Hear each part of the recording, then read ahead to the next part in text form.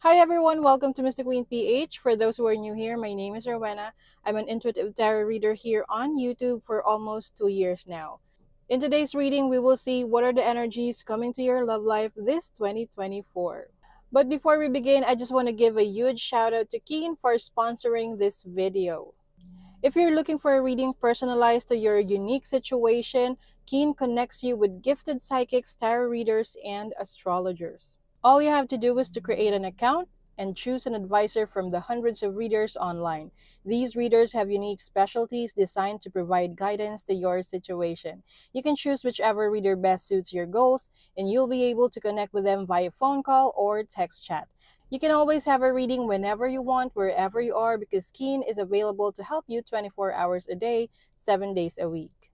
I always get a reading from Keen just to see what are the energies coming to me each month, and it helps me align with whatever goals that I have for the month. That's why it's still best to get a personal psychic reading because it is directed only to your energies. Now, here's your chance to get a personalized reading from Keen. As a new customer in Keen, you can try your first 5-minute reading for only $1. Just go to trykeen.com/QOP or click the link in my description to connect with a Keen advisor. You can also scan this QR code so you can easily access the website. This is a great deal to start a psychic reading online. Imagine it's only $1 for a 5-minute reading. Again, that's trykeen.com/QOP. The link is on the description and on the pinned comment to get a reading and enjoy a huge discount. Thank you so much for sitting through that, and thank you so much, Keen, for this opportunity. Now, let's go to your reading. Okay, Gemini, let's see what are the energies coming to your love life ngayong 2024. This is a general reading, just take what resonates. Watch your Sun, Moon, Rising, Venus for other messages, and thank you sa lahat ng mga sumusuporta dito sa ating channel. Just a reminder, gamitin nyo lamang ang reading na to bilang gabay. And pa-follow, like na rin ang ating Facebook at TikTok. Lahat po yan, Mystic Queen PH. And please check out my Shopee. Available ang mga protection and prosperity items, bracelets, zodiac sign bracelets, and many more. Link on the description. Okay, let's see, Gemini. What's coming to your love life ngayong 2024? First house, which is about yourself. Ayan, sa sarili mo ang iyong bibigyan ng attention. But I also see you getting involved into a relationship ngayong 2024. Kung ikaw ay single, pwede itong long distance relationship, pwede ring foreigner, pwede makikilala mo to while you are traveling. Oo, abroad, or pwedeng sa school kung ikaw ay nag-aaral, higher learning, sa college, master's degree. Let's see, pwede ring best friend mo to. Some of you, Gemini, baka kayo ay ma-involve sa inyong best friend ngayong 2024. And also, focusing on yourself, maaring you will practice more of self-love, self-care, ganyan. And that's why maraming magiging attracted sa'yo. You will attract a lot of potential romantic partners. Your overall energy is the Six of Swords. Moving on, moving forward, moving to a calmer water. Iba sa inyo, naka-move on na sa past. So, ready na kayo ngayon for a new beginning, for a new relationship, a new connection. Some of you, pwedeng makakasama nyo to sa trabaho. Katrabaho nyo. May mga nagkapapakita ng interest sa inyo sa work. Oo. So, your challenge is the divine feminine energy, which is the Empress. So, may mga pagkakataon na parang sinesecond guess nyo yung sarili nyo. Yung tipong, yung may confidence issues kayo na nagda-doubt kayo sa sarili nyo minsan, tapos yung self-esteem ninyo, ganyan, naapektuhan. Pero alam nyo ba, kayo ay very attractive. It doesn't matter kung anong gender ninyo, but you have this energy na very caring, and then at the same time, na-attract sila sa'yo because nakikita nila na you're someone na kayang mag-alaga. Alam mo yun, tipong someone who can really take care of a relationship. You have the 5 of Wands energy. So, some of you naman, maaari ring maging challenge ninyo is clash. No? Maaring mayroong magkaaway or magkaroon ng hindi pagkakaunawaan.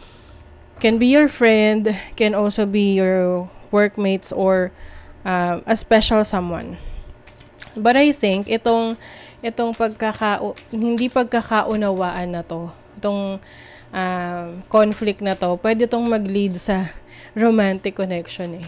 Yung tipong magkaaway kayo or hindi nyo gusto yung isa't isa, pero eventually, once you get to know each other, pag nakilala nyo na lalo, doon nyo na magugustuhan yung isa't isa. Your opportunity, the 7 of Swords, and the Queen of Wands. Meron kang matutuklasan dito na someone na hindi totoo sa'yo, someone na deceiving, someone na may tinatago, no?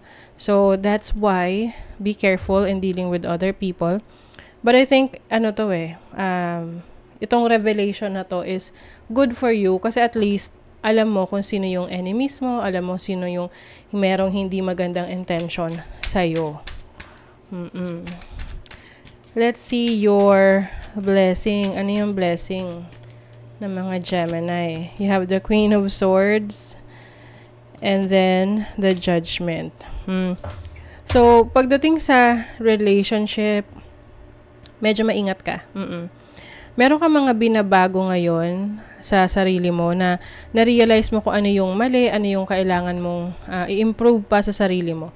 So, it's like a realization of you as a person kung bakit merong hindi nagwo-work na relationship sa'yo in the past. And ngayon, ito yung inaayos mo sa sarili mo. At dahil dyan, maaring meron kang makikilala na person sa buhay mo na talagang tatanggapin ka for who you really are, yung pagiging totoo mo sa sarili mo, yung pagiging unique mo, okay? And you will attract the right people, no? Yung mga tao talaga na pareho ng wavelength mo, pareho mo mag-isip. So, dahil doon, maaring magkakaroon ka talaga ng very strong connection with someone dahil sa talino nyo pareho. Alam mo yung pareho kayo ng mga iniisip. Someone is not showing yung true feelings niya. So, I think itong opportunity na to na 7 of Swords, merong person dito na hindi siya nagpapakita ng totoong nararamdaman niya towards you. Maaring may limitation siya. Pwedeng best friends kayo or meron na siyang karelasyon.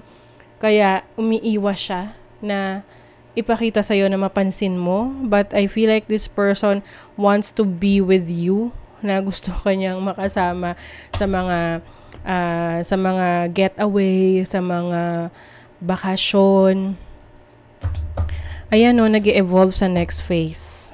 So, yeah, I feel like someone pwedeng best friend to or someone is very close sa'yo, pwedeng sa trabaho na akala mo hindi siya attracted sa'yo, but deep within this person, sobrang attracted siya sa'yo.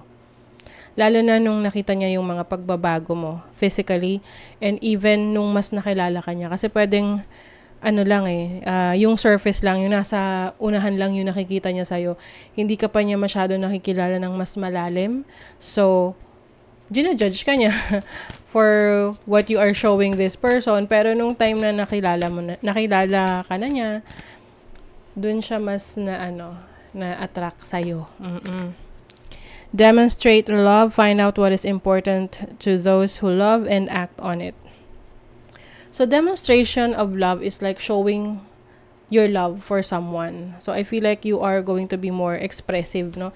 Mas maging expressive ka sa feelings mo. Have patience. Love is patient and kind always. Ayan. So, may mga bagay na hindi ka mamadaliin sa relationship. I feel like you want to get to know someone deeply bago ka mag-commit sa isang tao. Oo. And gusto mo munang i-test itong person na to kung kaya niyang i-handle ang isang kagaya mo. Okay? And of course, you will also show love, compassion. I think hindi ka yung tipo na parang itatago pa yung feelings mo eh. Kapag gusto mo na yung isang tao, you will definitely tell that person na gusto mo siya. Oo. And it doesn't matter kung gusto ko rin niya or hindi. Ang importante na sabi mo, yung feelings mo. Okay? So, that is your reading, Gemini. Kung nagustuhan nyo ito, naka-resonate kayo, mag-comment kayo dyan. Like, share, subscribe para lagi kayong updated sa ating mga readings. Thank you so much, Gemini. See you again.